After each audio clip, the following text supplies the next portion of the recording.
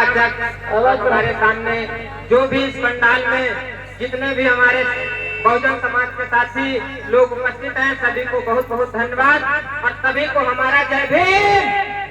एक बार प्यार से बोलेंगे और तेज आवाज में जय भीम, जय भीम, जय भीम। सभी साथियों को बहुत बहुत धन्यवाद। और सबसे पहले मैं अपना परिचय बता देता हूँ।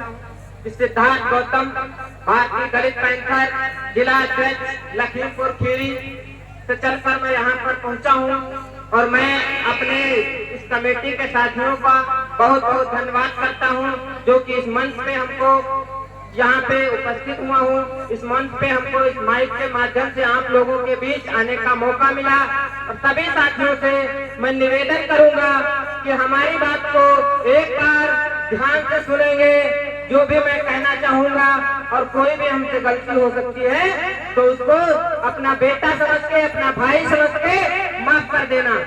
और मैं बताना चाहूंगा कि आप लोगों के बीच हम लोग ये रात दिन चाहे जितना भी समय हो, हम लोग इसलिए दौड़ कर आते हैं क्योंकि हमारा समाज जो है वो अभी भी सोया हुआ है और हमारे कथावाचक लोग इस कथा के माध्यम से जगा रहे हैं। लेकिन ये कथा सुनने का लोग आप लोग सुन तो लेते हैं, सुनने के बाद इस कान से सुनते हैं, इस कान से निकाल देते हैं और यहाँ से जाने के बाद कोई इन कथावाचक की बातों का ध्यान नहीं करेगा।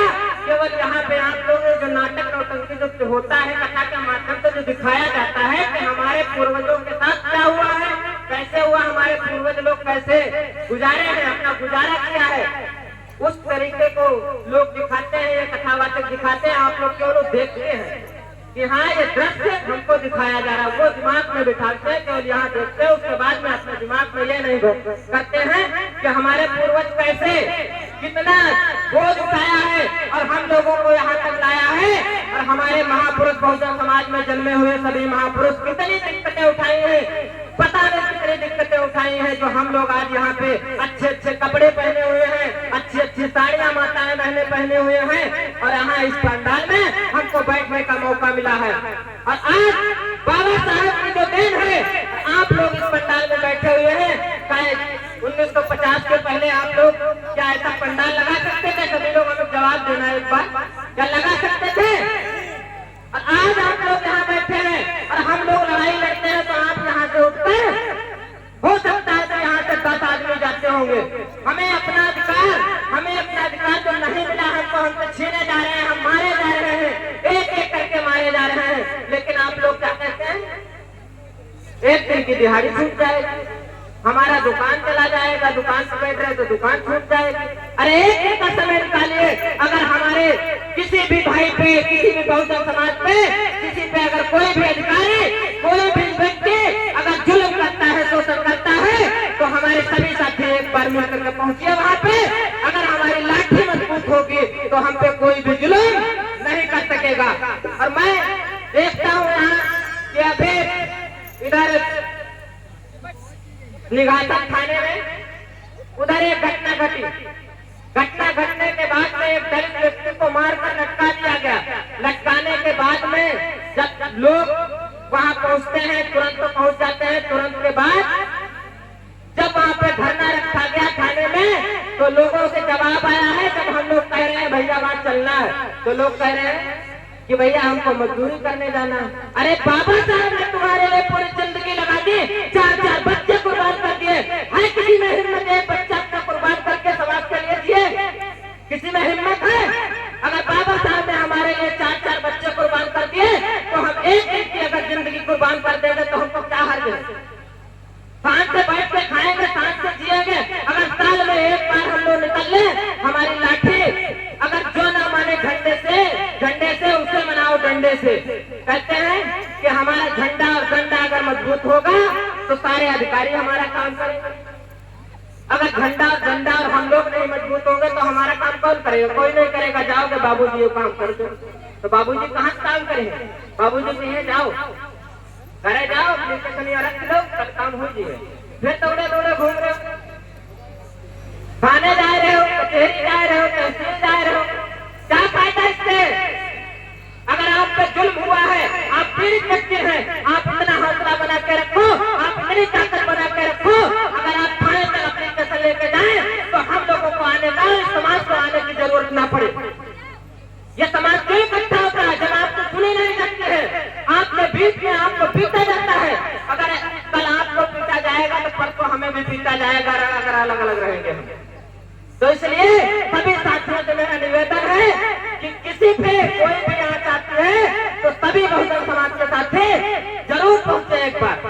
अभी मोहम्मदी में घटना हुई थी, सुना है संजय हत्याकांड को, जेबीगंज वाला सुने हैं कोई लोग? मोहम्मदी में हम लोगों ने 3 से 4 बार धरना दिया। तो इतनी ताकत है तभी तो कोतवाल का ट्रांसफर हुआ। हमारे लोग गए, जब वहां पर पहुंचे, इकट्ठा हुए, धरना दिए, तो हम लोगों के डर से उसका ट्रांसफर हुआ। और अभी ट्रांसफर हुआ है, आगे देखना क्या करना है। अगर वो कोतवाल हमारी बहन, हमारी महिला को सरेआम पीट रहा है, कोई भी अपने उठा के चला जाएगा, हमारी महिला को पीट देगा तो हम लोग बर्दाश्त करेंगे? अगर वो कोतवाल है तो कोतवाल इतनी हिम्मत रखेगा कि हमारी बहन को आंख उठाएगा? उसकी इतनी हिम्मत है क्या आपकी बहन पे, हमारी बहन पे कोई आंख उठाएगा तो आप देख पाएंगे? जवाब दें हमको इस बात का। क्या वो बहन थी जो, तो वो समाज की नहीं थी? अगर वो समाज की है, हमारी बहन समाज की बहन है, बराबर बहन है हमारे लिए। हम उसके लिए आवाज उठाएंगे तो कल को हमारे लिए भी आप लोग हमारे साथ में खड़े होंगे। अगर हम आपके बुलाए पे आप आएंगे यहाँ पे, तो हम बुलाएंगे तो क्या आप नहीं आओगे? बताइएगा जरा एक बार। अगर आपके साथ हम खड़े हैं तो हम बुलाएंगे तो आप हमारे साथ में खड़े होंगे, नहीं खड़े होंगे?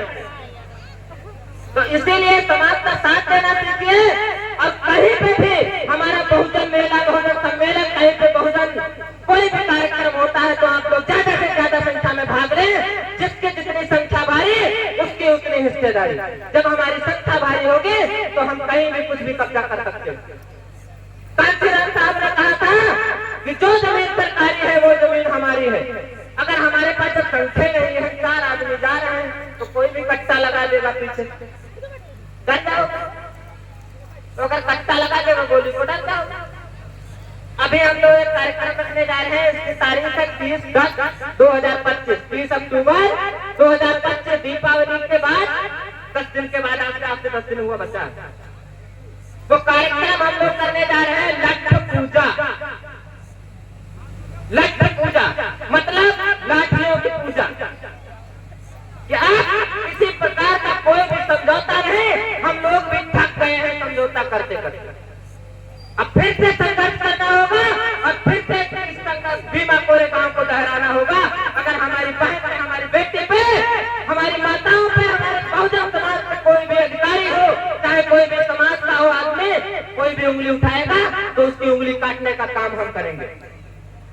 और आपके बीच में मैं ये बात बोल के जा रहा हूँ कि आप लोग हमें जिस टाइम याद करेंगे, मैं उस टाइम खड़ा हूँ।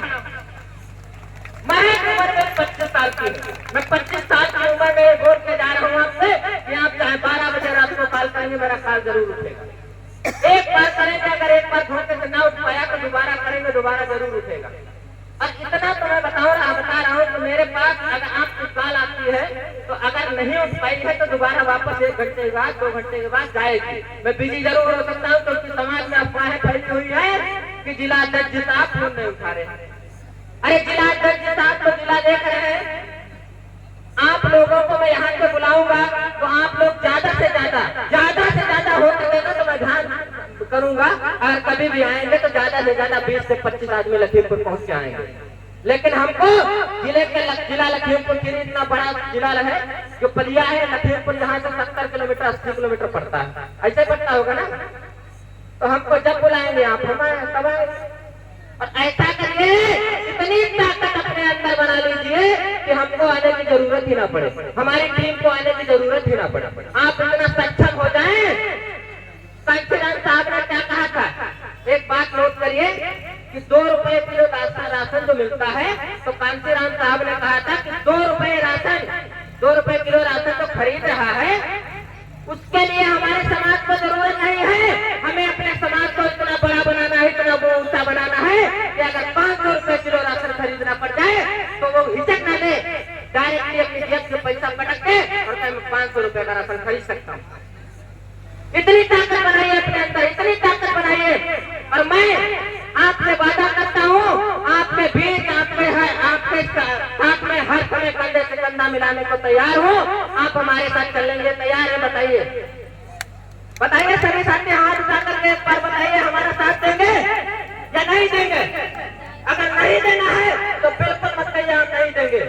हमको कायरों की जरूरत नहीं है, हमको बिल्कुल कायरों की जरूरत नहीं है, हमको शेरों की जरूरत है। क्योंकि भारतीय दलित पैंथर मतलब पैंथर का मतलब है शेर, तो हमको शेरों की जरूरत है, हमको कायरों की जरूरत नहीं है। हमारे साथ में 10 आदमी होंगे, अगर शेर होंगे तो पंजा मार देगा, बिल्कुल गिरा लेगा। अगर 500 भैंसें होंगी तो वो शेर निकल के झुंड से एक एक करके निकाल ले जाएगा। ऐसा ही होता है ना, जंगल में ऐसे होता है, भैंसे चल रही होती है, शेर आता है एक एक करके मार लेता है, खा जाता है। अगर सारी भैंसें एकदम से जुट जाए तो क्या शेर की हिम्मत है? तो इसी तरीके से अपने आप को मजबूत करिए और अपने आप को हर एक बहुजन साथी के साथ में चलने के लिए तैयार रहिए। अगर कोई भी आपसे मदद मांगा है तो आप उसकी मदद करेंगे तो वो आपकी मदद जरूर करेगा, बिल्कुल मदद करेगा आपकी। तो इसलिए कोई भी कार्यक्रम हमारा मोहम्मदी आपसे दूर नहीं है, मोहम्मदी नजदीक है। लखीमपुर अगर नहीं पहुंच पा रहे हैं तो हम कोई भी कार्यक्रम मोहम्मदी में कर रहे हैं तो हमारे साथ में जरूर आइएगा। अगर आप हमारे साथ में कंधा से कंधा मिलाकर खड़े हैं तो हम आपके लिए हर समय, हर तत्पर, हर संभव मदद के लिए आपके लिए तैयार हैं। चाहे कुछ भी हो जाए, ये छोटा भाई आपका, ये छोटा बेटा हर समय हर गर्दन कटाने के लिए तैयार है। सबसे पहले मैं आपको मिलूंगा अपनी गर्दन कटाने के लिए। अगर कोई भी गर्दन काटने के लिए खड़ा होगा तो अगर आप मेरी मदद के लिए खड़े हैं तो हम आपके सामने अपनी गर्दन कटाने के लिए सबसे पहले तैयार हैं।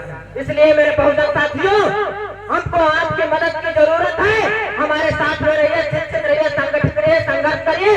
अगर शिक्षित रहेंगे तभी संगठन बना पाएंगे, जब संगठन बना पाएंगे तो संघर्ष करेंगे।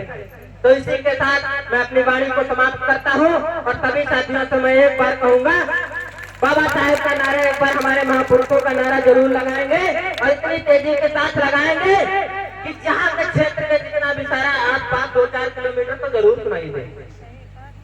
तथागत गौतम बुद्ध की, तथागत गौतम बुद्ध की, doctor BR. Ambedkar, doctor BR. Ambedkar, Periyar Narhari Singh Yadav की, पेरियार नरहरि सिंह यादव की, हमारे समाज में जन्मे सभी महापुरुषों की, हमारे समाज में जन्मे सभी महापुरुषों की। इसी के साथ मेरा प्यार भरा जय भीम।